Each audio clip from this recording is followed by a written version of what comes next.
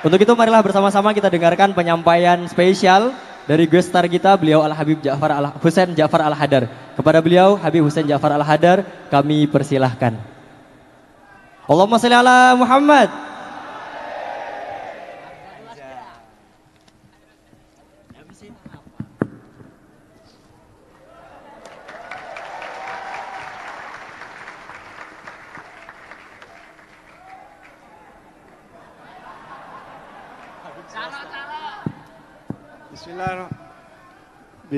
Bismillahirrahmanirrahim. Alhamdulillah. Wassalatu wassalamu ala Rasulillah Muhammad ibn Abdullah wa ala alihi wa sahbihi wa man walah, amma ba'du. Assalamualaikum warahmatullahi wabarakatuh.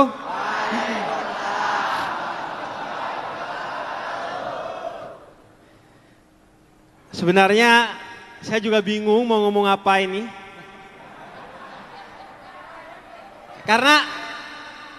Karena ini kan acara resepsi ya.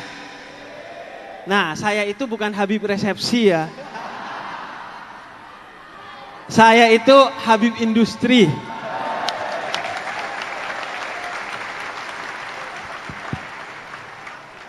Jadi saya agak bingung nih kalau suruh ceramah di acara resepsi. Walaupun ya, apalagi acara-acara resepsi itu, karena saya sudah pernah menikah. Walaupun jenengan nanti kalau sudah lulus, nanti diminta memberi ceramah atau nasihat pernikahan atau khutbah nikah, jangan khawatir, jangan takut, ambil aja.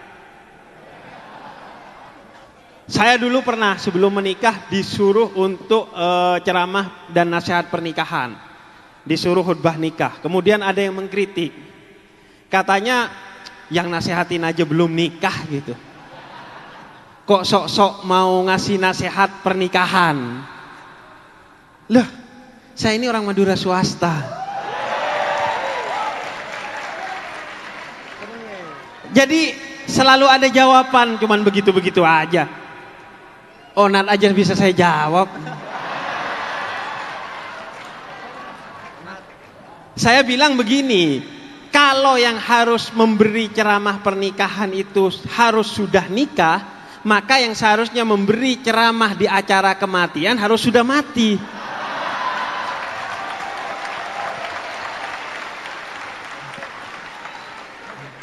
Jadi jenengan nanti kalau suruh ngasih ceramah pernikahan, ambil aja. Walaupun belum nikah, karena yang ceramah di acara kematian juga belum mati.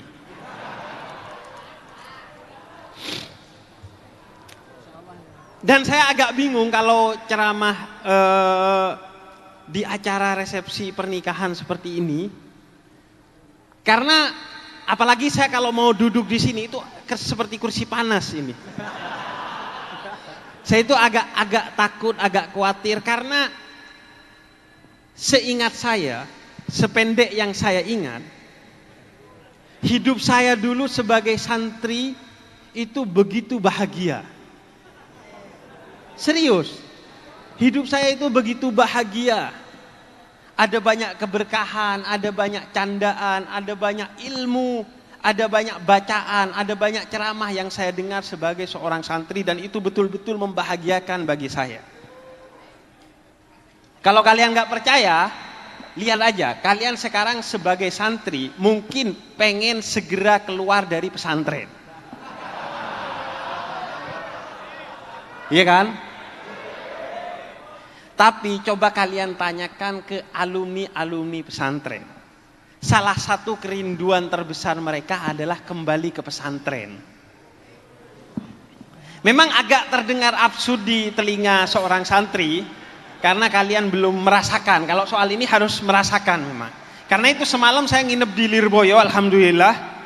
Dan betul-betul saya merasakan keindahan di masa lalu yang begitu hangat, begitu membahagiakan bagi saya. Dulu sebagai seorang santri sebelum saya menikah. Tapi hidup saya itu berubah setelah saya pernah duduk di tempat seperti ini.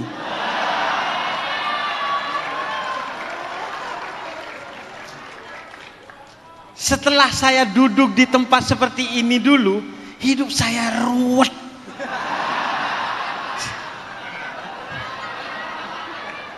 Makanya saya kalau melihat kursi seperti ini agak trauma. Karena sejak duduk di kursi seperti ini, hidup saya tidak baik-baik saja. Enggak, itu serius itu. Bercanda. Tapi ya sudah seharusnya kita itu menikah. Betul. Iya, Anda seharusnya login menjadi suami itu.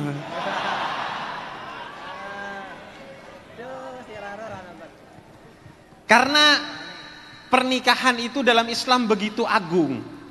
Sehingga kita tahu bahwa Islam mengistilahkan pernikahan itu sebagai mitsaqan ghalidhah. Perjanjian agung yang Allah hanya melakukannya 3 kali. Yang pertama dengan Bani Israel, yang kedua dengan para anbiya, nabi-nabi khusus yaitu ulul azmi, dan yang ketiga adalah dengan pasangan yang menikah. Itu adalah perjanjian agung kita dengan Allah. Maka satu-satunya cara bagi kita untuk menjadi manusia yang melakukan perjanjian agung dengan yang maha agung, ya menikah. Karena kan Anda kan gak mungkin jadi Bani Israel ya. Iya kan? Anda gak mungkin jadi Bani Israel, apalagi jadi orang Israel Anda kan? Gak mungkin. Yang kedua, kita bukan Nabi boy. Iya enggak? Jadi mustahil kita melakukan perjanjian agung, karena Nabi aja yang melakukan perjanjian agung dengan Allah itu nabi-nabi khusus yaitu ulul azmi. Sedangkan kalian semua kan bukan Nabi boy. Saya masih mending cucu Nabi.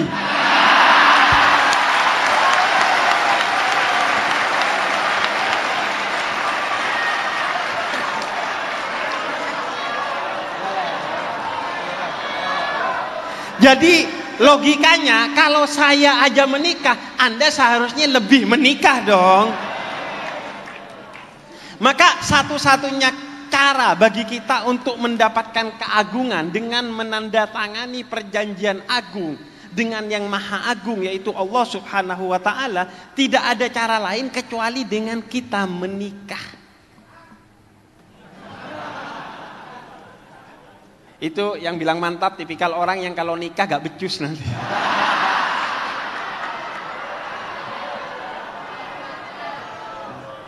Udahlah, urusan nikah Anda jangan sok pede aja. Jalani aja dengan sabar gitu. Gak usah mantap. Biasanya yang mantap itu takut sama istrinya nanti. Yang sok yakin itu, sok iya itu.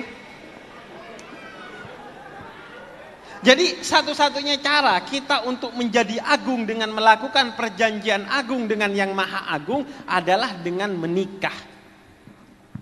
Karena itu, karena pernikahan adalah perjanjian agung, bukan dengan KUA, bukan dengan mertua, bukan dengan orang tua, bukan dengan pasangan kita, tapi dengan Allah Rabbul Alamin, maka pesan Nabi kepada Sayyidah Fatimah dan Sayyidina Ali bin Abi Thalib ketika keduanya melangsungkan pernikahan adalah ittaqullah, bertakwalah kepada Allah.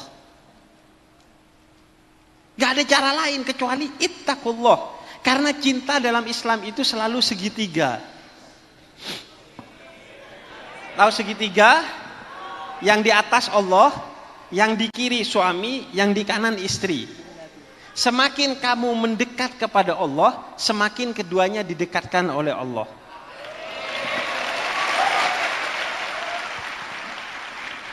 Maka kata Nabi Muhammad, ittaqullah, tidak ada jalan lain kecuali kamu bertakwa kepada Allah. Karena istrimu nanti punya adat, punya hukum, punya keinginan, punya karakter. Dan kamu punya adat, punya hukum, punya keinginan, dan punya karakter. Kalau masing-masing sama-sama bawa adat, bawa keinginan, bawa hukum, dan bawa karakternya sendiri-sendiri, lama-lama semakin jauh dan naudzubillah bisa putus. Pernikahan itu menjadi perceraian.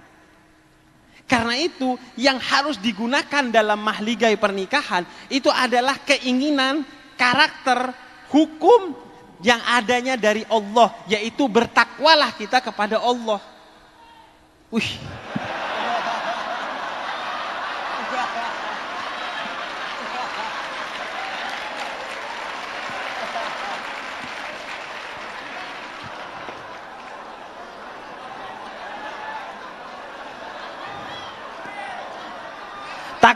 Takbir itu tentu agung.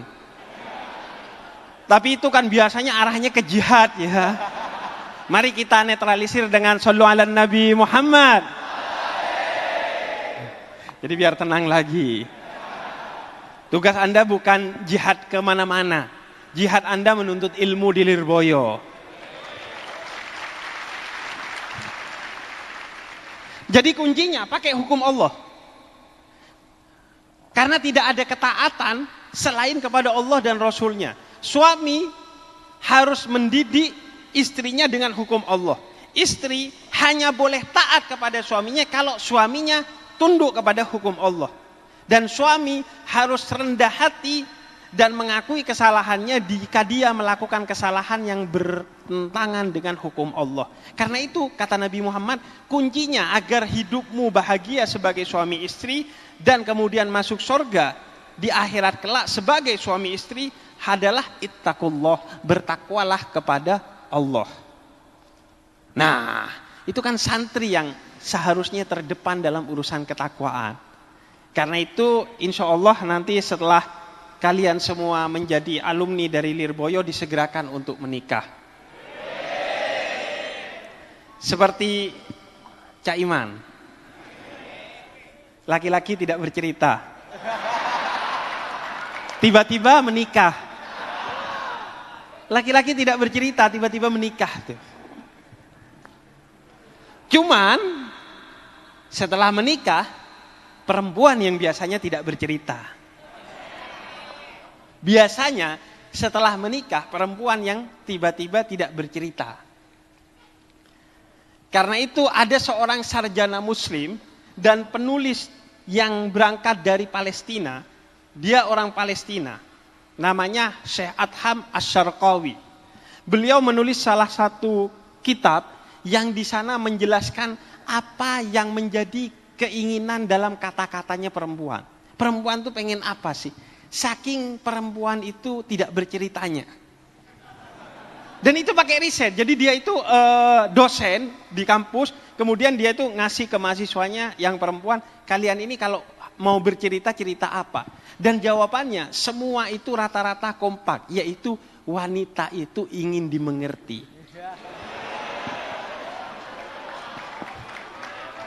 Bahasanya itu bahasa yang sifatnya emosional. Jadi gak pakai kata-kata, tapi pakai rasa.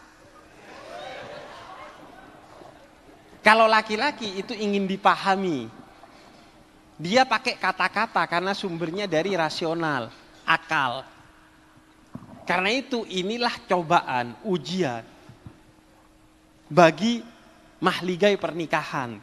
Bagaimana laki-laki bisa mengerti perasaan istrinya dan bagaimana perempuan bisa memahami kata-kata suaminya. Kalau keduanya bisa pegang dengan erat dua nilai itu, insya Allah sakinah, mawaddah, warahmah.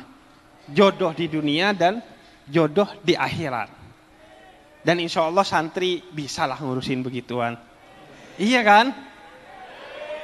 Jangankan memahami perempuan, memahami kitab aja kita bisa. Iya. Jangankan khidmat kepada perempuan, khidmat sama kiai aja kita bisa. Jadi insya Allah kalau santri baik-baik saja. Karena semuanya berdasarkan ketakwaan kepada Allah. Kemudian melihat perempuan sebagai ciptaan dari Allah. Melihat pernikahan sebagai perjanjian agung dengan Allah. Sehingga kalau kamu sakiti dia berarti kamu menyakiti Allah. Kalau kamu mengkhianati dia, berarti kamu mengkhianati Allah. Kalau kamu membohongi dia, ya gak apa-apa. Iya kan, bohong dalam kebaikan gak apa-apa. Bukan bohong, namanya itu white lie, kebohongan yang putih. Istilahnya kita itu gombal. Kamu cantik. Bohong kan?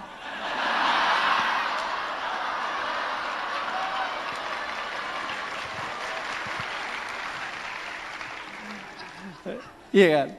Dan alhamdulillah 2 hari ini saya bisa lebih memahami kenapa dalam Islam Nabi Muhammad itu mensunnahkan kita untuk merayakan pernikahan kita sesuai dengan kadar kemampuan kita.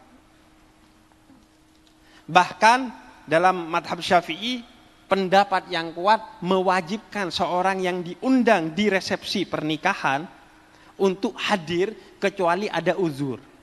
Bahkan dulu para habaib di kampung saya, termasuk ayah saya, ya ayah saya kan habaib ya. Iya dong.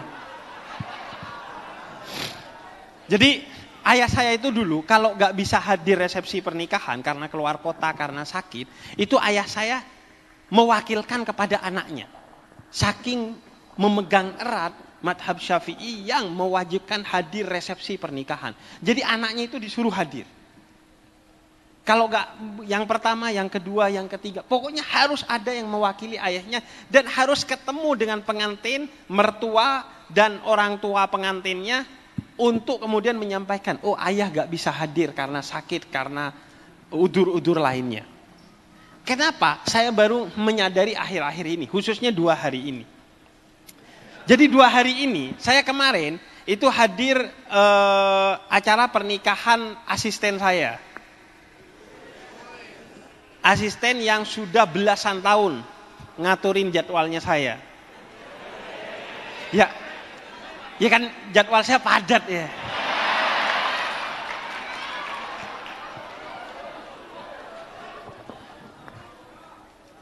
Soal ilmu mungkin saya kalah dengan kalian. Tapi soal jadwal enggak. Jadi dia itu selama 14 tahun mengikuti saya dan tetap menjadi Muhammadiyah.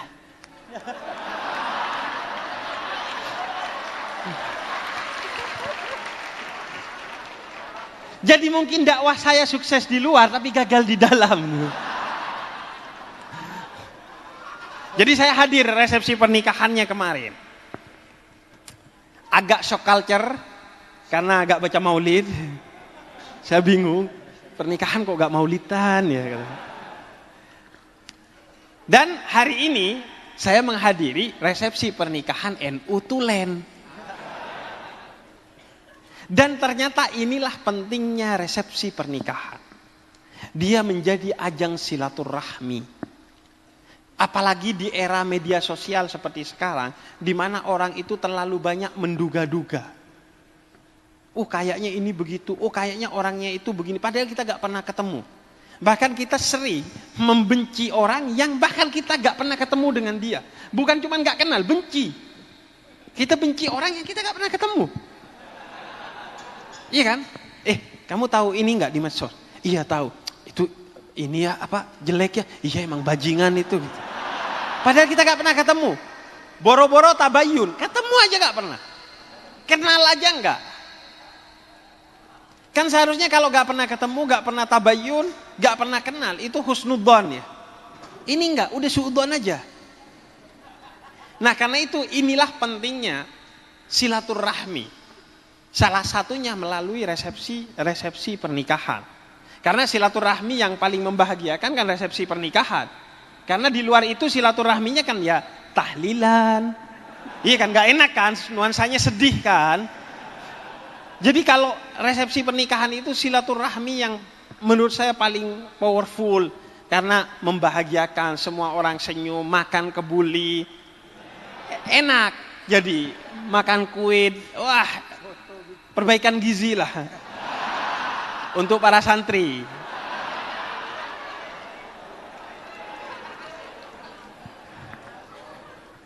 Iya kan? Perbaikan gizi dong. Anda mau ngandalkan apa kalau bukan resepsi pernikahan?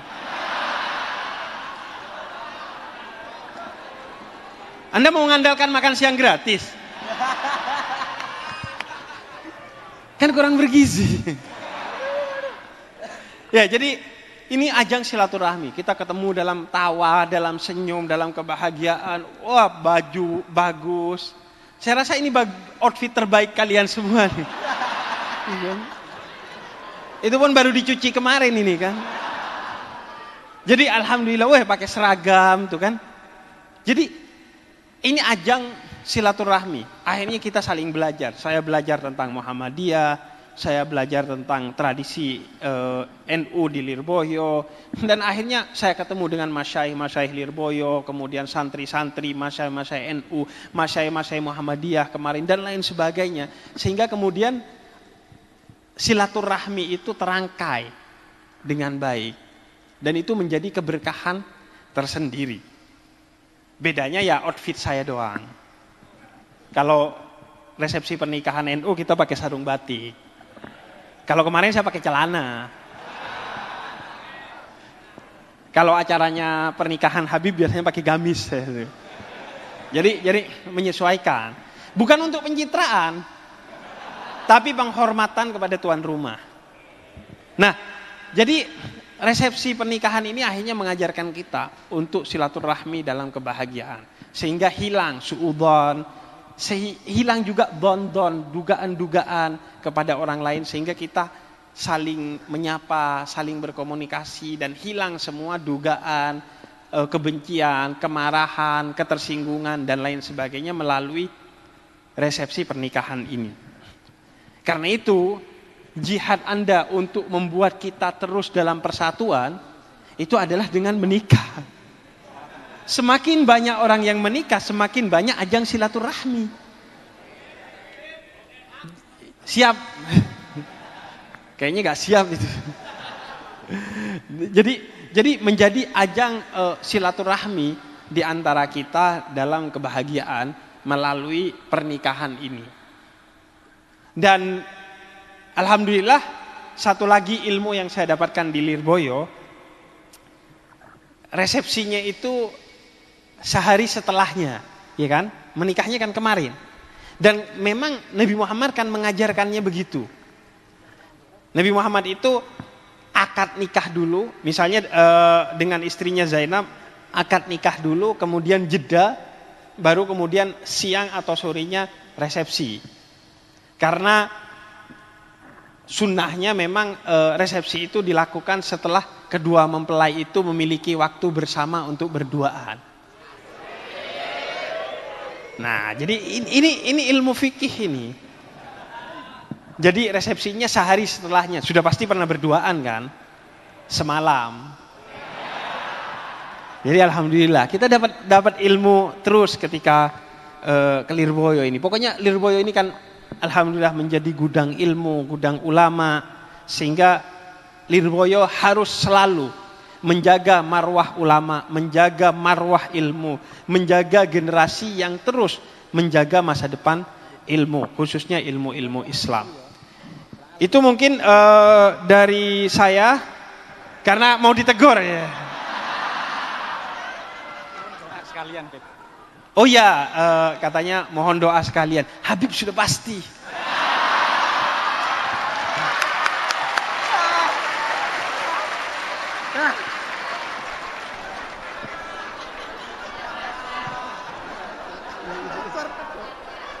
Yaudah ya.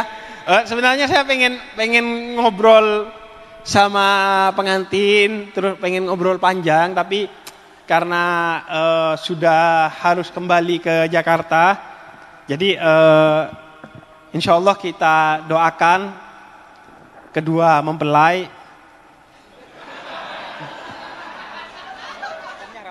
Apa? Oh, pengantinnya rawuh. Siap. Wih, saya udah kayak orang Jawa ya, rawuh. Padahal orang Madura. Enggak, Niki Tresno. Apa? Bukan. Kalau jujur apa sih? Jujur. Kalau bahasa Jawanya? Saestu. Niki, saestu niki. Saya nanya dulu.